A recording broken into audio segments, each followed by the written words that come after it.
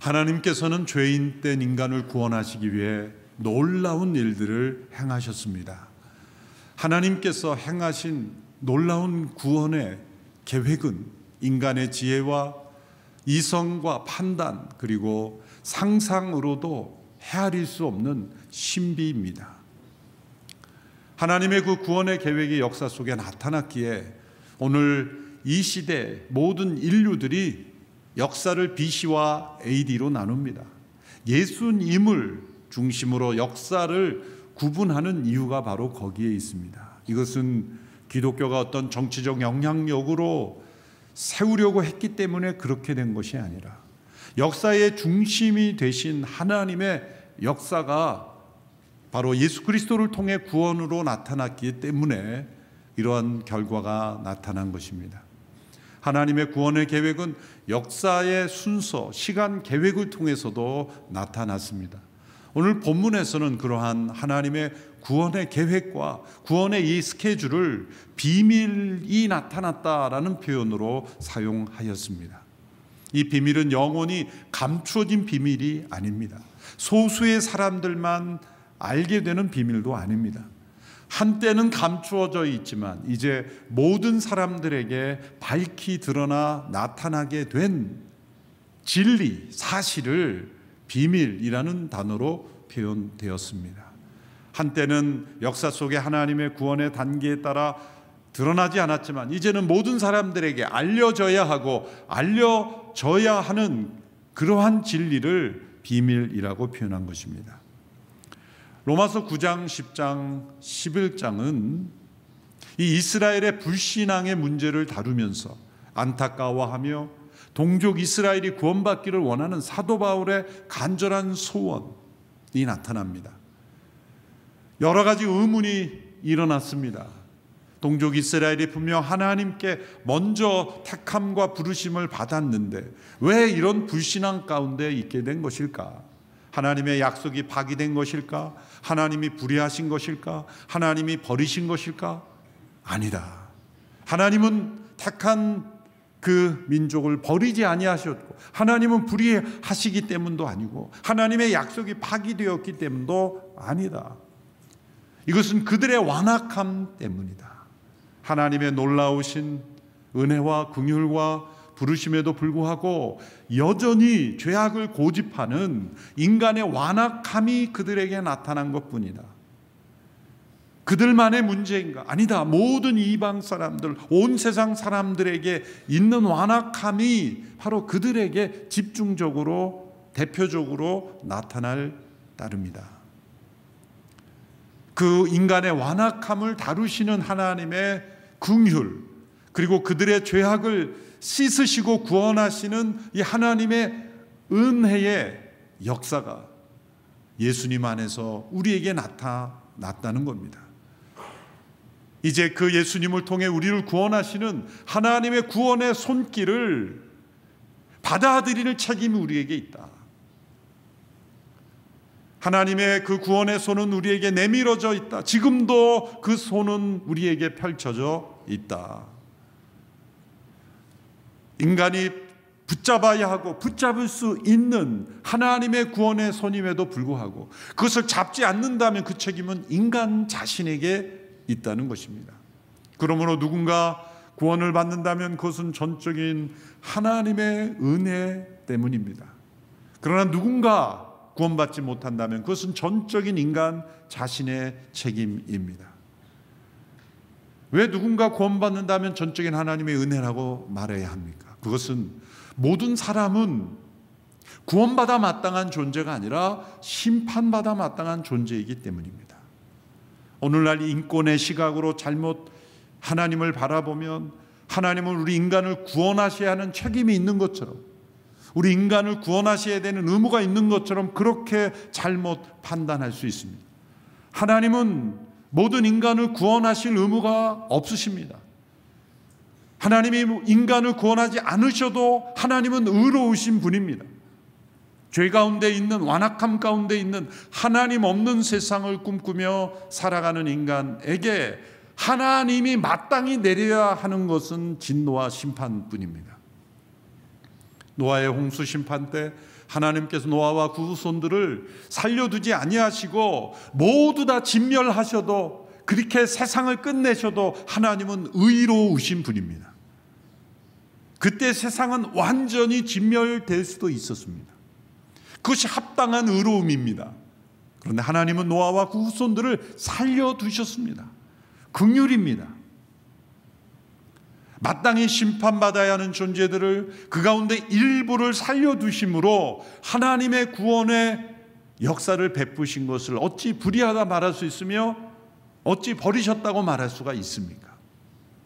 그러나 노아의 후손들의 역사를 보십시오. 창세기 11장에 이르러 바벨에서 탑을 쌓고 하나님처럼 되려는 끊임없는 노력을 포기하지 않습니다.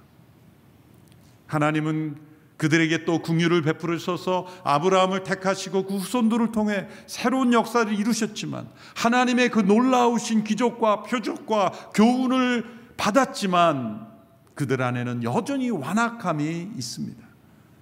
구약의 역사 속에 하나님께서 살아계시고 심판하시며 역사를 주관하시는 하나님이심이 분명히 나타났음에도 불구하고 택한 백성들마저 완악함으로 그 하나님을 경외하고 순종하지 않았다는 모습입니다. 이것을 통해 우리에게 알려주는 교훈은 무엇입니까? 인간은 무서운 심판으로도 완악함이 사라지지 않는다는 겁니다. 지옥의 고통 속에서도 회개하지 않을 존재들이 있다는 겁니다. 인간의 그 완악함, 교만함, 그리고 하나님을 대적하는 그 불의함은 어떠한 무서운 징벌과 심판으로도 심판 그 자체로는 벗겨지지 않는다는 겁니다. 그렇다면 그냥 눈 감아주는 그러한 용서로, 불의한 용서로, 그리고 진리를 무너뜨리는 그러한 은혜로 받아주는 그런 무조건적인 포용이, 관용이 합당한 길인가? 그것 또한 하나님은 용납하실 수 없는 것입니다. 하나님은 불의에 대하여, 죄악에 대하여 반드시 심판하셔야 하는 분이십니다.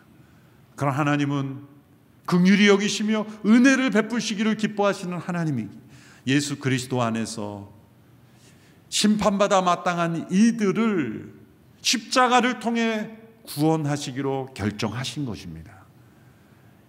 이 모든 일을 다 하나님께서 이루어 주신 것입니다. 우리는 그것을 받아야 사는 것입니다. 그리고 받을 수 있게 되어 있습니다. 그러나 그것을 거부한다면 그 책임은 인간 자신에게 있는 것입니다.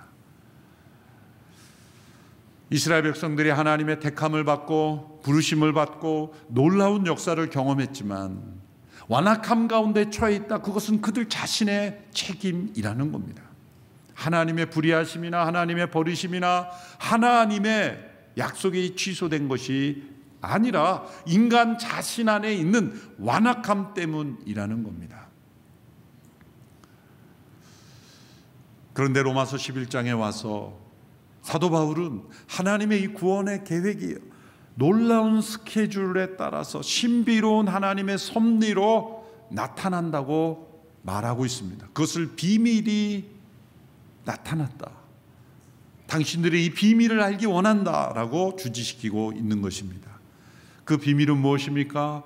역사 속에 이 이스라엘의 완악함이 그대로 끝나지 않는다는 겁니다. 하나님의 부르심은 후회함이 없으시고 하나님의 부르심은 번복됨이 없기에 그들을 부르신 하나님께서는 반드시 그들을 구원하시고 변화시킨다 라는 확신을 가지고 있습니다. 그 가운데 역사 속에 하나님의 이 구원의 스케줄이 나타남을 설명하고 있습니다. 그것은 이스라엘 완악함으로부터 시작해서 이제 어떻게 온 세상으로 복음이 전해지는가를 우리에게 설명하죠. 지난주 11장 전반부에 본문에 나타난 세 가지의 구원의 축복의 사슬을 사도 바울은 설명했습니다. 복습하기 위하여 다시 한번 반복하면 첫 번째 구원의 축복의 사슬은 이스라엘에게서 이방인에게로 이 구원의 축복이 흘러가는 것입니다. 원가지라고 해당하는 이 이스라엘이 넘어짐 혹은 부러짐, 완악함, 불신앙으로 인해서 도리어 이방인에게 복음이 확산되는 결과를 빚게 되었다는 겁니다. 이스라엘이 하나님이 버리셔가 아니라 이스라엘의 완악함으로 이 복음을 받아들이지 않았는데, 그로 인하여 이방인들이 도리어 하나님의 구원 계획에 더 빨리 흡수되고 접붙임되는 일이 일어났다는 겁니다. 사도행전의 역사를 통해서 바로 이 말씀이 사실이라는 것을 우리가 알 수 있습니다. 예루살렘 교회가 성령의 충만함을 받고 정말 좋은 공동체가 되었지만, 아름다운 공동체가 되었지만, 한 가지의 그들에게 있는 치명적인 걸림돌이 있었는데, 그것은 율법에 사로잡힌 그들의 삶의 방식이었습니다. 1000년 이상 동안 오랫동안 율법의 근거에서 그들은 살아가려고 했기 때문에 그들의 어떤 사고방식, 세계관, 그런 하나님과의 관계에 있어서 그 율법이 그들에게 멍해가 되어 있었다는 겁니다. 그래서 예수님을 믿어도 자유케 하시는 십자가의 도를 통해 구원을 받은 성도라도 율법을 지켜야 한다는 것, 할례도 행해야 되고 율법을 지켜야 구원을 받는다는 것으로 착각하는 유대인 그리스도인들이 여전히 있었다는 겁니다. 그래서 갈라디아서가 쓰여질 수밖에 없었고, 또 사도행전의 역사에서 이 복음이 확산되는데 가장 큰 걸림돌은 하나님을 믿지 않는 이방 문화가 아니라 유대 믿는 그리스도인들이 이 율법에서 자유케 되지 못하고 율법의 마침이신 예수님을 깨닫지 못했기 때문입니다. 그래서 예루살렘 교회 성도들이 흩어져 복음을 전했지만 그들이 유대인에게만 말씀을 전했습니다. 그때 사도행전 11장에서 안디옥에서 이방인에게, 헬라인에게도 복음을 전한 이들이 나타나고 안디옥 교회가 탄생하게 됩니다. 바울과 바나바를 중심으로 해서 안디옥 교회가 복음을 전하는 선교센터 역할을 하게 되죠. 그래서 바울의 1차, 2차, 3차 전도 여행의 그 모든 중심은 안디옥 교회에 있었습니다.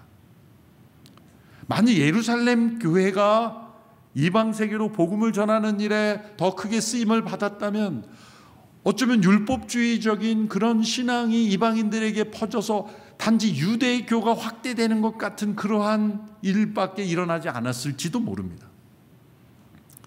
도리어 안디옥 교회가 선교의 중심지가 되었기에 복음이 당시에 세계로 퍼져나가는 중요한 통로가 되었다. 그것은 이스라엘의 완악함과 불신앙은 안타까운 일이지만 하나님은 그 과정을 통해서 도리어 이방인에게로 복음이 확산되는 그러한 통로가 되게 하셨다. 인간의 불순종과 완악함을 넘어서서 역사하시는 하나님의 신비로운 비밀을 말하고 있는 겁니다. 그러나 거기에서 머무르지 않는다. 두 번째 축복의 사슬이 찾아오는데, 그것은 이방인의 그 믿음과 영적인 축복을 인해서 다시 이스라엘에게로 복음이 확산되는 축복의 사슬이 나타난다. 사도 바울은 유대인들이 시기심이 일어난다 표현했습니다. 여기서 시기심은 나쁜 의미의 부정적 의미의 시기심이 아닙니다. 내 것이 아닌 것을 탐하는, 남의 것을 탐하는 시기심은 나쁜 것이죠. 그러나 마땅히 나에게 주어진 것, 내가 찾아야 하는 것을 찾고자 하는 것은 합당한 시기심이죠. 성령님께서 시기하시기까지 우리를 사모하신다는 것은 우리가 마땅히 하나님의 종, 하나님의 자녀, 하나님의 백성으로 살아야 하는데 우리가 우상의 포로가 되었을 때 성령님은 시기하시기까지 우리를 다시 찾고자 하시는 겁니다. 바로 그 시기심. 수많은 사람들이, 이방인들이 복음을 전하고 듣고 믿고 변화되는 모습을 보면서 유대인들이 이 시기심이 일어나게 되어서 믿는 유대인들이 많아지게 될 것이라는 겁니다. 이것이 현대교회 역사에서 소위 요즘 메시아닉 듀라고 하는 믿는 유대인들이 증가되고 있는 모습으로 이루어지고 있는 겁니다.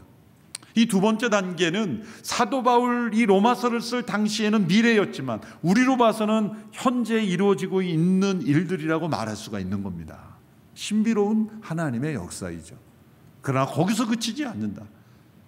사도 바울 시대나 오늘 이 시대나 마찬가지로 미래 아직 이루어지지 않는 세 번째 축복의 사슬의 단계가 있는데, 이것은 이스라엘의 충만한 구원이 이루어짐으로 다시 이방인 온 세상으로 그 복음의 부요한 역사가 다시 흘러가게 된다는 겁니다. 이것은 사도 바울을 통해 주신 예언적 말씀이라고 해석될 수 있습니다. 현대에도 아직 일어나지 있지 않은 것이죠. 이렇게 이스라엘의 완악함으로 이방인에게 복음이 전파되고 다시 그 이방인의 믿음이 유대인들에게 시기심이 일어나서 그리고 그들의 구원이 이루어지며 또 다시 온 열방으로 부요한 구원이 흘러나가는 것, 그것을 요약한 말씀이 25절 26절의 말씀입니다. 25절 26절 말씀 함께 읽어보겠습니다. 자막을 통해 시작. 이 비밀은 이방 사람의 충만한 수가 들어오기까지 이스라엘 가운데 일부가 완악하게 됐다는 것입니다. 그리하여 온 이스라엘이 구원을 받게 될 것입니다. 어떤 분들은 사도 바울이 로마서를 쓸 당시에 대다수의 유대인들이 완악함 가운데 있는 것처럼 그렇게 예수님 오실 때까지 이들은 완악함 가운데 있다가 예수님의 재림을 맞이하게 될 것이라고 해석하는 분도 있습니다. 그러나 이 말씀을 보면 이방 사람의 충만한 수가 들어오기까지라는 것은 많은 이방인들에게 복음이 충만하게 전해질 때까지 완악한 상태에 있지만 다시 이스라엘에게 그 복음의 역사가 증거됨으로 온 이스라엘이 구원을 받게 될 것이라 말하고 있습니다. 처음에는 이 이스라엘의 구원의 때가 올 것이라는 것을 가능성 정도로 말합니다. 근데 점차 확신으로 나아갑니다. 먼저 23절에 보면 장차 이스라엘의 구원의 때가 있을 수 있다라는 가능성, 이 possibility 정도로 말합니다. 또한 그들이 불신앙에 머물지 않는다면 다시 접붙임을 받을 것입니다. 하나님께서는 그들을 다시 접붙이실 수 있기 때문입니다. 이 가능성을 먼저 말하죠. 그런데 24절에 보면 있을 것이다, 개연성, probability로 더 확대됩니다. 24절에 보면 원가지들인 이 사람들이야 얼마나 더 쉽게 자기 올리브 나무에 접붙임을 받을 수 있겠습니까? 이방인들도 접붙임을 받을 수 있다면 원가진 그들은 얼마나 더 쉽게 원래 나무에 접붙임이 되겠습니까? 라는 개연성이죠.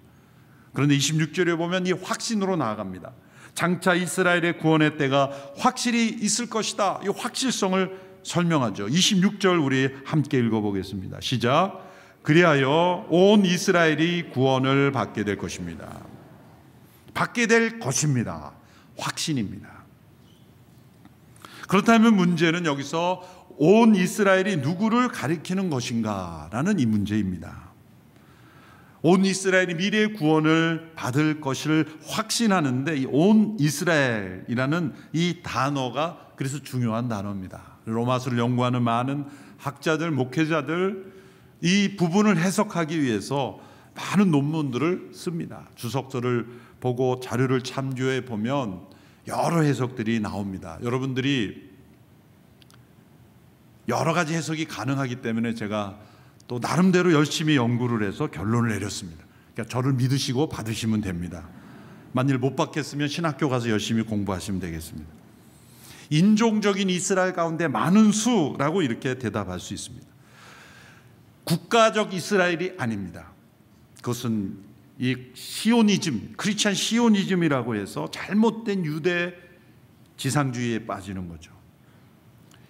또 인종적 이스라엘 전체를 의미하는 것도 아닙니다. 또 예수님을 믿는 지상의 모든 사람들, 곧 교회를 의미하는 것도 아닙니다.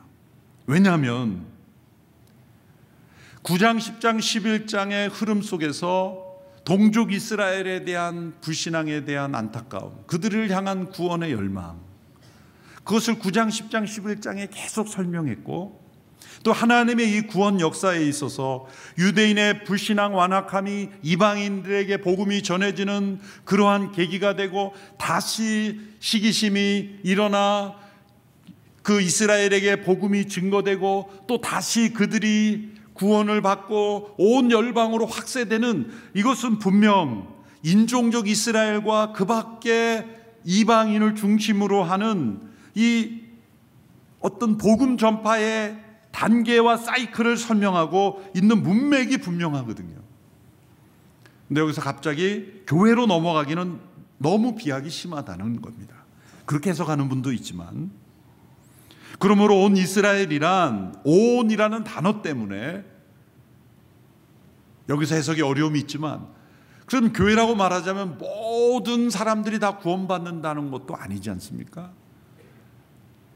전 인류가 구원받는 것은 우리는 그렇게 오길 원하고, 하나님도 모든 이들이 구원받기를 원하지만 완악함 가운데 거부하는 이들이 분명 있다는 거죠.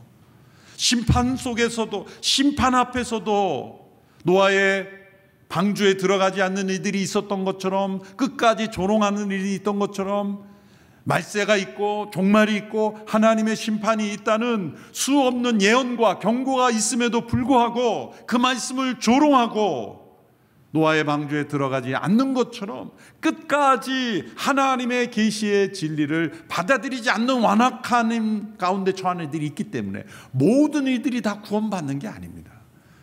하나님이 사랑이시라면 모든 사람을 다 구원하셔야죠. 맞는 말 같지만 하나님은 모든 사람이 구원받기를 원하시지만 사람들이 완악함으로 받아들이지 않는 책임이 인간에게 있다는 겁니다.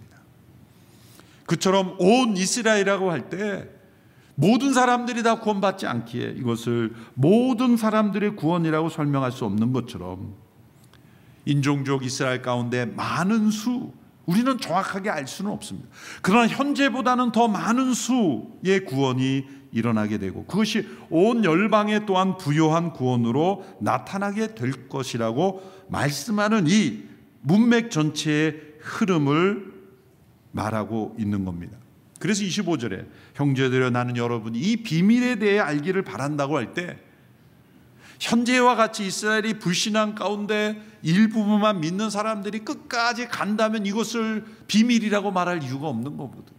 놀라운 어떠한 영적 사건이 장차 일어날 것을 성령님께서 말씀하시기 때문에 바로 이렇게 표현하고 있는 겁니다. 비밀스러운 일이 일어난다. 세계의 관심을 끌게 되는 어떤 위대한 사건, 영적 사건이 일어날 것을 말씀하고 있는 것입니다. 그렇지만 모든 유대인들이 다 구원받는다고 말씀하는 거 아니에요. 국가적 차원에서 구원받는다는 것도 말하는 게 아닙니다.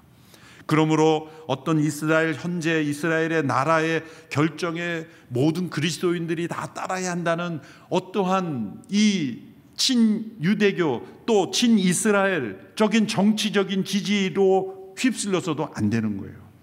이스라엘은 나라 자체가 잘못된 결정을 내리면 우리는 올바르게 복음 안에서 비판할 수 있어야 되는 거예요. 크리스찬 시오니즘이라는 것에 빠져도 안 되고, 또 반유대적이고 저들은 메시아를 버린 민족이다, 저들은 완악함으로 메시아를 죽였다라는 시각으로, 심지어 마틴 루터도 그러한 잘못에 빠졌죠. 놀라운 것은 히틀러 시대에 그런 독일이 유대인들을 핍박하는 중요한 근거 중에 하나가 마틴 루터의 논문의 일부였죠. 물론 논문 전체를 다 공개하지 않고 일부만 인용해서 유대인들을 비하하는 그러한 일부를 이용해서 이 나치가 이용한 것이기도 하지만 여전히 그것이 유대인들에게는 아픔으로 남아있는 것은 사실입니다. 그러나 이 모든 것을 뛰어넘어서 이 말씀 자체 로마서를 보면 장차 이스라엘 인종적인 그 유대인들 가운데 하나님은 그들을 먼저 택하셨지만 버리시지 않았다. 그들의 완악함 가운데 그들을 긍휼히 여기신다. 그러나 여전히 믿지 않고 있다. 그러나 이방인들의 그런 충만한 수가 구원될 때 그들은 놀랍게 변화되는, 이 그들의 완악함이 이방인들에게 전해되고 이방인들의 구원으로 그들에게 다시 구원의 역사로 나타나게 되는 미래를 분명히 말씀하고 있다는 것입니다. 그렇다면 이 온 이스라엘이 구원을 받는 이유는 어디에 있습니까? 하나님의 긍휼입니다. 그들이 한때 불순종한 상태에 있었지만 하나님은 긍휼히 여기시는 하나님이십니다. 그래서 이 온 이스라엘의 구원은 온 세상 사람의 구원에 대한 중요한 본보기가 되는 것입니다.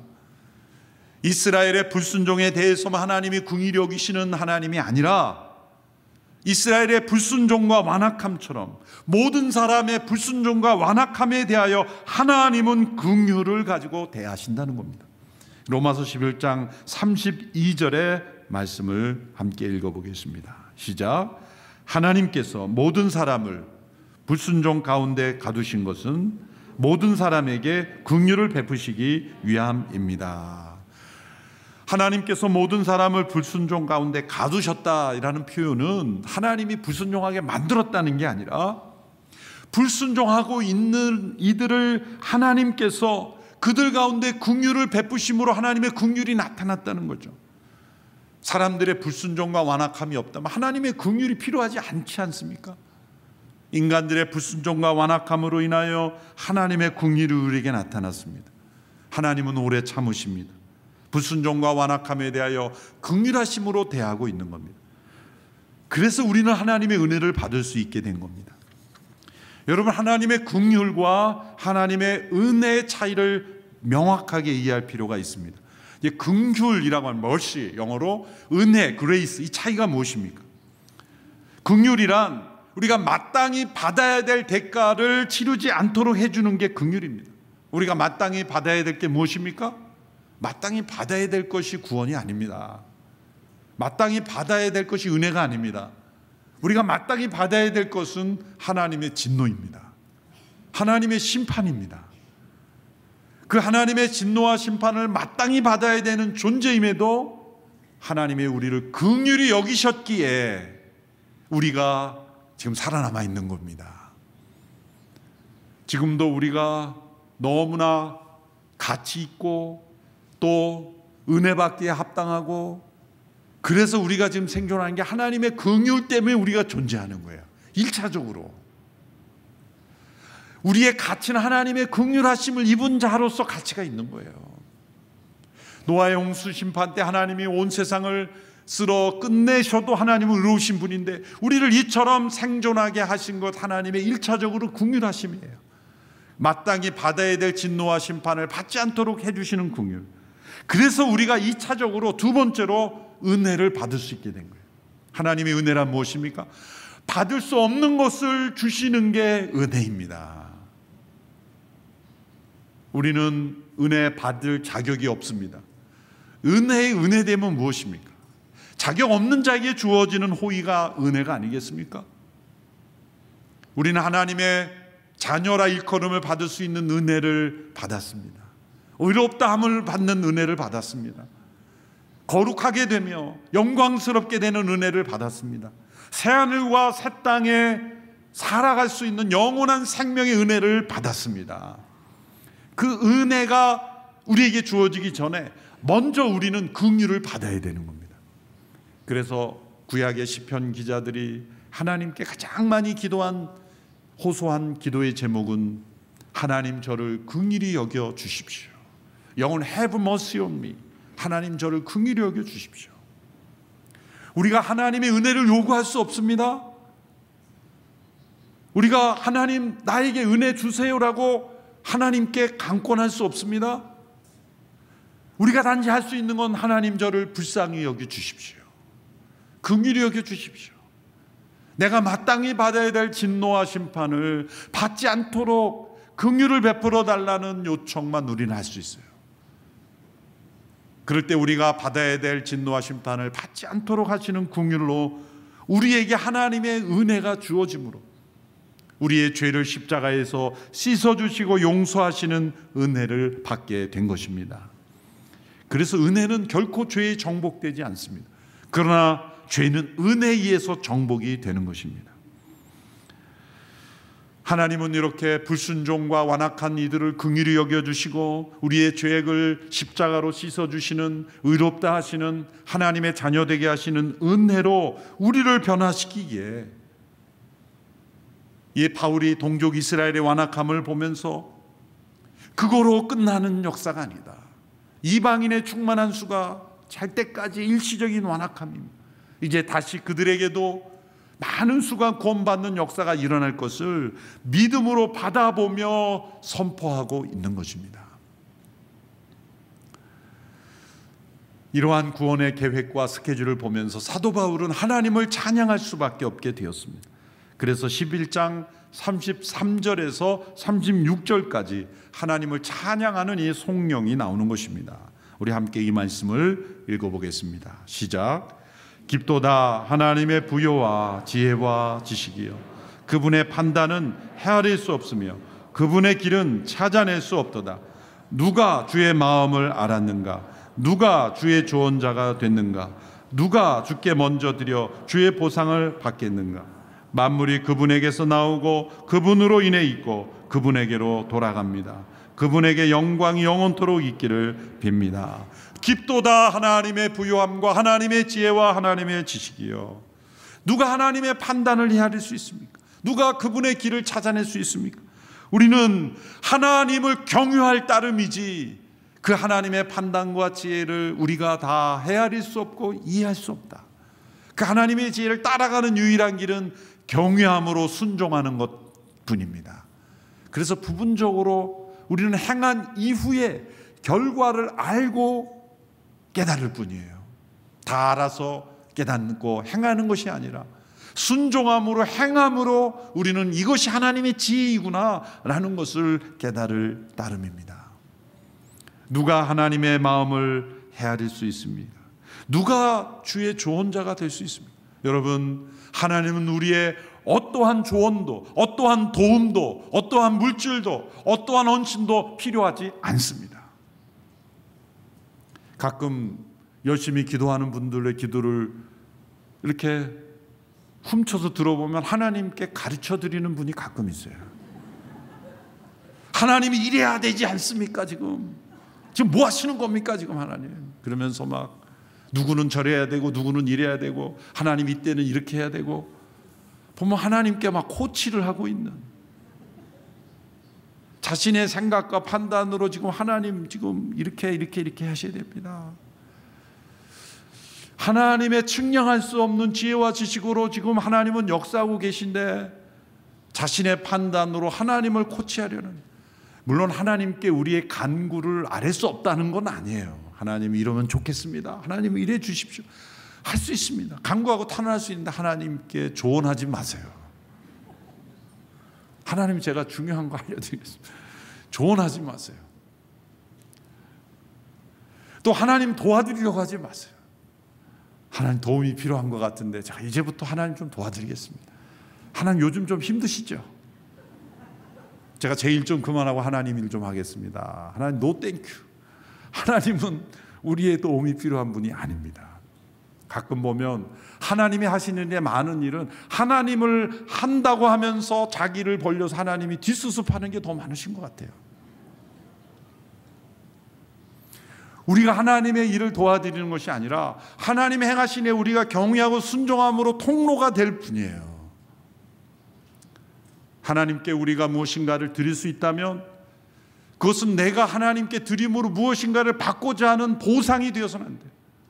하나님 제가 이렇게 헌신했는데 무엇을 받겠습니까? 하나님은 누구에게도 보상해 줄 의무가 없으십니다. 누구에게도 하나님이 대가를 보상해야 될 책임이 없어요. 왜? 도움이 필요하지 않는데 무슨 보상이 필요하겠어요?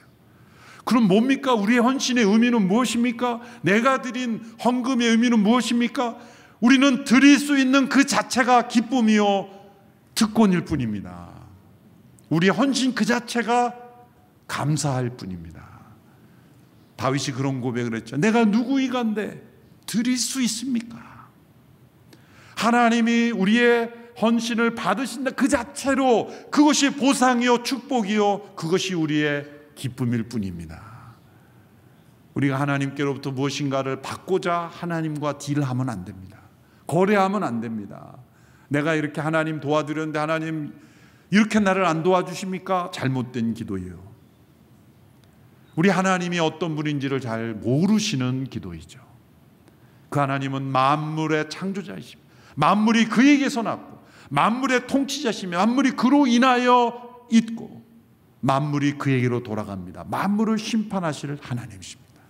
만물의 기원이요 과정이요 목적이 되시는 하나님이시기에 누가 그분을 도와드리며 누가 그분의 조언자가 되며 누가 그분의 마음을 알겠습니까? 중요한 것은, 우리가 확신할 수 있는 것은, 하나님은 예수 그리스도 안에서 모든 사람이 구원에 이르기를 바라시며, 택한 이스라엘도 하나님은 구원하시기를 원하시며 또 구원하실 것이며, 그들이 얼마나 완악함으로 버티느냐의 문제이지 하나님은 모든 구원을 이루어 가시고 온 열방이 다 구원에 이르시기를 바라신다는 거예요. 누군가 구원을 받는다면 그것은 전적인 하나님의 은혜예요. 구원받지 못하면 전적인 인간 자신의 책임이라는 겁니다. 그러므로 우리의 모든 사고방식과 우리의 삶의 방식과 우리의 마음의 동기가 이 하나님의 영광에 초점이 되어야 합니다.